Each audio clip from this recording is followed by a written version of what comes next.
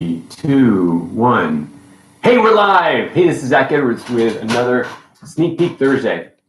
What's really cool about this week is Sneak Peek Thursday. We're going to be talking about the web that makes up history. And the reason why I call it that, this is our new website that's about to come out. So it'll probably come out now. I say just about to come out. It will actually come out probably by the end of the summer. But this will be a web of all the different parts of history as they come out. And the parts of history that we'll actually start with are the ones we already have covered in the game, Historical Conquest. This game will be basically, or this website will be basically where you go in and you'll be able to see exactly where you are in history. So let me see. If you start off with like Genghis Khan, you go to the Genghis Khan page, you'll be able to see his information. Now, this is not just the information that's on the card. This is actually the information that's on his background, a little bit more about his background. We're actually having writers write out more information. This is like an encyclopedia of all this information. So we have, let's see, we'll have text about it. We'll have activities, much like our curriculum. We'll have, let's see, videos, music, all these different things, actually being able to see exactly where Genghis Khan was and possibly other points in his conquering. So while you look at Genghis Khan at this certain period of time, you can go to another map that will expand and you'll be able to see in that map exactly who was living, at least in the game for now, who was living during the exact same time as Genghis Khan. So you can also see the relationship that some places have. So for instance, we have Benjamin Franklin during the American Revolution. Did you know that he actually went over to France? And John Adams also went to France and then England. And so they were traveling all over the United States. So there was, all over the world. So there was a lot of different influences that they were able to have. And so most of the times when we talk about history, we talk about it in a bubble. We talk about the American Revolution, that's it. So you have the American Revolution, great, but you have no idea what was going on at the exact same time all over the world. So we're going to give that to you. This is the first interactive, fully interactive informational database of everyone throughout history, where you can actually correlate the people with the times and the other people that were alive at the same time. So historical conquest, we always had people talk about, well, this is interesting because we have Benjamin Franklin playing in China. It doesn't make any sense to me. Well, the game was not set up to make 100% of sense in that part of learning. I don't know. I'm not saying that right. This is not all coming out right. But in gameplay, those that are playing do not mix up the fact that Benjamin Franklin is in China. They're able to separate that information. But what if there was a website that actually showed exactly what you were, what was going on during that same time? The best way of getting you to remember exactly what time, the dates and everything, that certain things were going on, is by giving you correlations between two different locations. And sorry, my monitor just went down. Okay, now I can see the screen again. How to Simple. Thank you for joining us on this live stream. For all those others that are popping in and out, thank you also for coming in. So we are looking for the type of information that you want in this database. So this is more interactive. So How to Simple and all those popping in and out, we would love your feedback. What are the things that you're looking for in a database of all history? Are you just looking for a summary of their history? Maybe a few YouTubes that are out there about them, some videos, latitude, longitude, so you exactly know where they are in the world. What types of things are you looking for? Now, if you go back to our American Revolution curriculum, it's going to be very similar to that, but instead of in a PDF page, it's going to be on a website. So you get all this information as you go. So we'll have the summaries, the illustration, because we already have the illustration, so that will pop up. Then it'll be the content. Then it'll be basically like historical images, public domain images that we can grab from the internet and pop on there. Basically the ones that you'd see anyways, the black and white ones, the ones that were not the most epic, which is why we actually created Historical Conquest, to make those illustrations epic. Then after that, you'll actually see different videos that were made on Genghis Khan or George Washington, Abraham Lincoln, Wentworth Cheswell. There you go. So you're able to see a lot of the videos there about each of these people. Then you go down lower and you actually find books that we recommend. And these books will be basically depending on the age of the student. So there'll be a website for elementary school, or at least a section of the website for elementary school, for middle school, and for high school. Now, we can't really discriminate against who goes to which age level.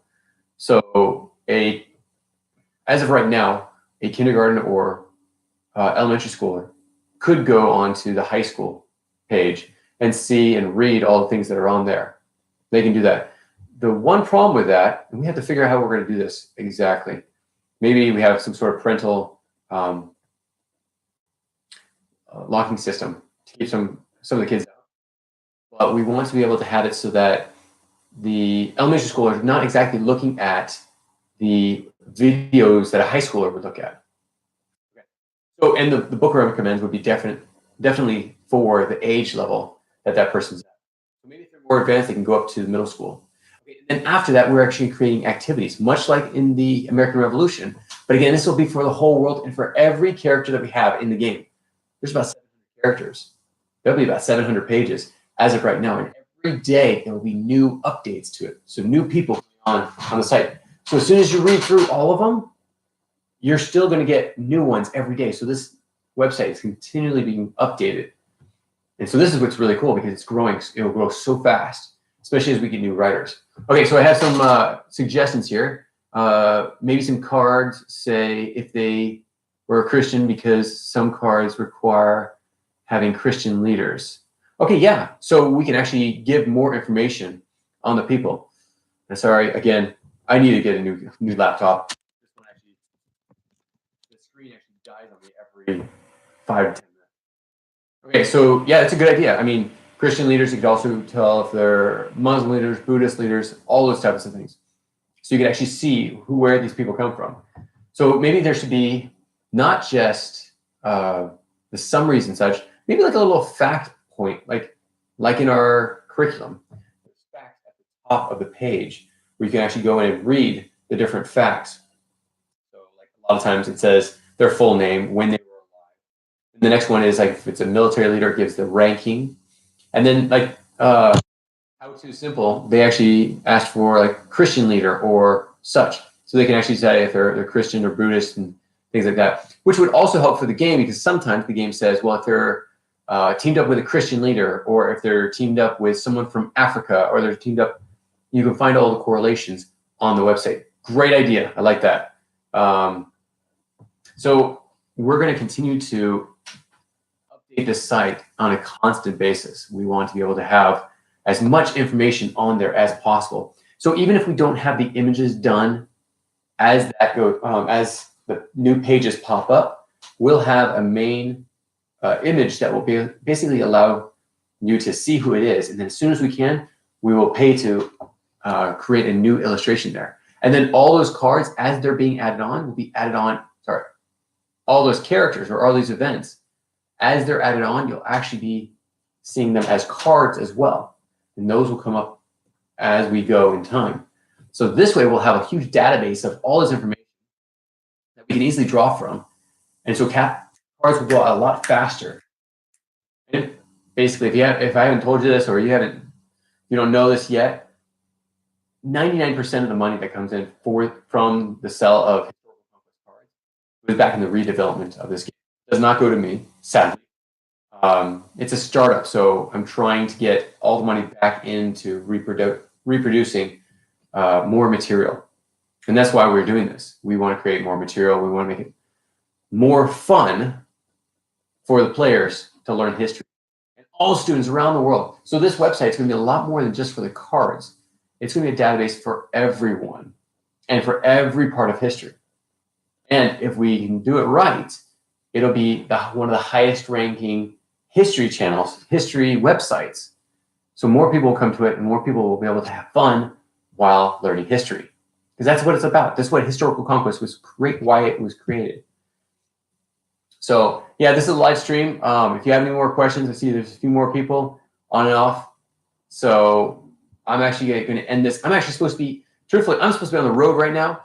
I'm supposed to be probably about halfway between here and Dallas, Texas for a convention. Well, my playmats didn't arrive yesterday.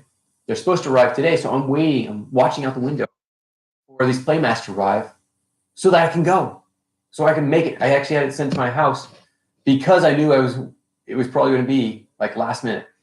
So I'm waiting here at my house, waiting for this these darn boxes to arrive. And actually, I have to send out 1, 2, 3, 4, 5 orders, which all had playmats in the last few days. Because their printer went down, and so they're in LA, so it would have been a fast turnaround. They could send it to me, but the printer broke down actually right before we went to Alaska. So when we went to Alaska, we went with all of our stock. We had every single piece, and it was supposed to arrive that Friday. So if the package was supposed to arrive that Friday, so that was almost 2 weeks ago. It was supposed to arrive by last Friday or 2 Fridays ago. By the time we got back, we'd have more stock. So I actually sold all of my displays as well. So I have nothing. I have absolutely no playmats, which is why I'm waiting for this darn package to arrive before I run off to Dallas, Texas for another convention down there. This is the THSC convention. And if you're in the area, we'd love to see you. And now we're back up. Okay, got another question. Question coming up. Hold on. Okay. So hopefully you'll be able to see me at some of these conventions doing a live stream. I've tried to do it before, but a lot of these buildings are made of concrete, and sometimes it's too hard. There's not enough bandwidth to get it through that concrete. There's not enough signal. So a lot of times we're not able to get that information or that signal out for my phone to show a live stream inside the convention hall. So I'm going to try again. This is actually at the Sheraton Dallas Hotel. So again, if you're in the Dallas area, Fort Worth, Arlington, please come check it out. Have fun at our tournaments. We actually have a tournament coming on Friday and Saturday at noon. And I will be down there tonight, even if that package arrives at 6 o'clock in the morning or 6 o'clock in the afternoon. Drive down there basically all night to be there so I can host your tournaments and so I can be there for the convention. So I'm going to be exhausted. If you see me, I don't know. I like hot chocolate. Just saying. I'm waiting for this question. There's a question coming. They're saying, oh, here we go. Here we go. Okay, when you create a custom deck, what is the minimum amount of characters? Like, for example, you have to have at least 5 or so explorers or something like that, or a minimum amount of types of cards. Good question. Okay, so there's been a lot of questions about how many cards can you have, what's the makeup of the cards when you have a customized deck. The only thing that we actually recommend and almost mandate, not mandate because you can do it however you want, but this is a highly recommend, is that you have 6 countries, 1 from every continent. Now we have Antarctica with the new randomized decks. So if you want Antarctica, check out those randomized decks. But at least 6 continents, because everyone has 6 continents. Every standard deck has 6 continents. Then you need enough explorers or events or other cards to find those 6 lands. Most likely 6 explorers. After that, there's no real even recommendation about how many cards you have in your deck when you customize it. Now, I do recommend some things. Do not overburden your deck with too much conquering the world if you're going to allow it to be open to morale. Because if you have too much conquering the land and you don't have any morale, you're going to lose if you play for morale. In retrospect, if you play for conquering the world and you have for all morale, you're not going to be able to conquer the world. Because people of culture, authors, musicians, artists, all those types of people that give you morale, they don't exactly help you with conquering land. So that's basically more information on how to customize your deck. Now, there are great ways of putting cards together. Okay, so, for example, you're going to have one from Africa. There is, I'm trying to remember which card it was. Maybe you can tell me in the comments if you, when you see this video. But there is one land that actually gives you extra points if Mansa Musa is played. So you don't want to have that card in your deck unless you have Mansa Musa also. Because Mansa Musa, it automatically gives you extra morale just for having him in play. Mansa Musa is also an explorer, so he's an essential guy to have in this. Okay, there's also, I would always say, have Tesla in your deck. Now, Tesla, the reason why I like him so much, and there's a few others that are like him, or similar, I think there's actually one more that's just like him, but he will double any technology card, including yours. But if your opponent plays, and this is the reason, the atomic bomb, you want to be able to double that card and use it back on that opponent that used against you, or once on them and once on someone else. Because Tesla gets to double it, he gets to use it twice. Now that card, the atomic bomb, as soon as it's played, it has to stay in play for the 3 turns until that land is operable again. So the land that was hit by the atomic bomb, until that's being able to be occupied again, it has to be the atomic bomb has to stay in the active area. It cannot be discarded, or the ability goes away. That's why it's called the active area. So any ability that you're using, minus morale, because that doesn't, morale is always permanent. But any ability that's in the active land that you use, you have to keep it. Let's see, I want to say this right. You have to keep that card active to keep the abilities active. So keep the cards in your active area, and then as soon as they're used up, discard them right away because you don't want someone copying them. If there's the printing press, well, it's a one-time use card, and you cannot. Oh, I have to step back a little bit. You cannot use them and discard them the exact same turn. So you need to be able to use them, wait a turn, wait till your next turn, and then discard it. You cannot discard that card on that same turn. So I hope that answers your question. Look for the correlations between certain characters. Ones that say, like to your question, the Christian, does it see if they're a Christian? I'm trying to remember the cards. Sorry, I don't know exactly offhand. But if you get the cards that say it means a Christian leader, stack your deck full of Christian leaders. If it's needs people that are from Spain, from actually either Hispanic, I think it's stacking with full of Hispanic. African American, you get more morale points for all the African Americans in your land. Who more African Americans in your land, in your deck? So that's the best thing I can say when it comes to correlating or customizing your deck. But also remember, balance it between morale and conquer the world, and you'll do great. So thanks so much. We'll catch you next time.